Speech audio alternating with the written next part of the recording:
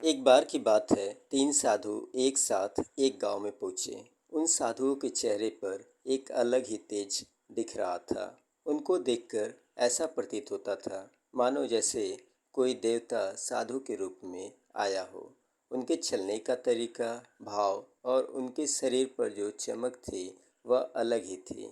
तीनों साधु एक महिला के घर पहुंचे और अंदर आने की आज्ञा मांगी। उस महिला ने कहा, मैं आप लोगों को पहचान नहीं पाई हूँ। आप लोग किस उद्देश्य से मेरे घर आए हैं और मैं आपकी क्या सेवा कर सकती हूँ।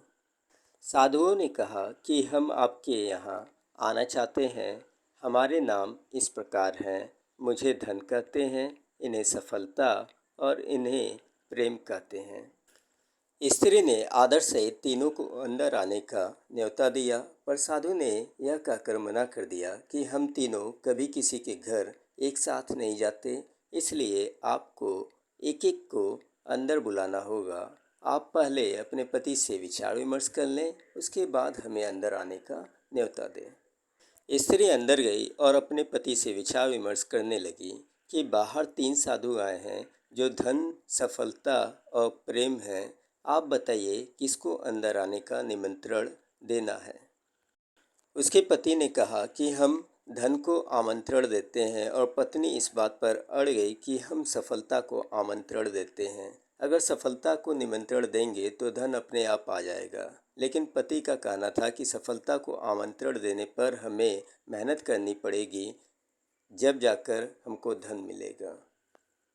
बहुत देर तक उनकी बहस चली, पर वह किसी नतीजे पर नहीं पहुंचे और उन्होंने यह निर्णय किया कि धन और सफलता को एक साथ निमंत्रण देंगे। जिनमें से जो आना चाहेगा हम उसको अंदर ले लेंगे। जैसा तय हुआ था, पत्नी ने बाहर जाकर वैसा ही कहा कि धन और सफलता में से जो अंदर आना चाहे हम उनका सत्कार करने के लिए तैयार हैं।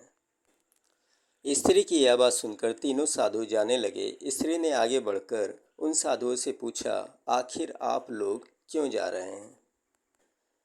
हमसे आखिर क्या गलती हो गई? साधु ने बड़ी विनम्रता से कहा, हम उसी घर में प्रवेश करते हैं जिस घर में सबसे पहले प्रेम को दावत दी जाती है, और जो लोग लालच में आकर सफलता और धन को पहले बुलाते हैं, हम उनके घर में कभी कदम नहीं रखते।